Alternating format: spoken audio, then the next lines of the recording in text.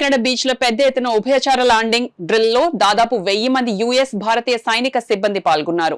ఈ సంఘటన మానవతా సహాయం విపత్తు ప్రతిస్పందన దృష్టాంతంలో ప్రాతినిధ్యం వహిస్తుంది. దీనిలో ఉమ్మడి సంయుక్త దళాలు ఒక తీర ప్రాంతంలో స్పేస్ ఐఆర్ఎఫ్ ను భద్రపరచడంతో పాటు కాల్పనిక ప్రకృతి వైపరీత్యం తర్వాత అక్కడ ఫీల్డ్ హాస్పిటల్ సరఫరా పంపిణీ బాధ్యతలను చేపట్టాయి. ఈ కార్యక్రమాన్ని కాకినాడ జిల్లా కలెక్టర్ షాన్ మోహన్ సగిలి తిలకించారు. ఈ సందర్భంగా కాకినాడ జిల్లా కలెక్టర్ షాన్ మోహన్ సగ్లి హైదరాబాద్లోని US consul general Jennifer Larson ను కలిసి 2 దేశాలు టైగర్ ట్రయంఫ్ నిర్వహించడం పట్ల ఆమెకు జిల్లా కలెక్టర్ అభినందించారు.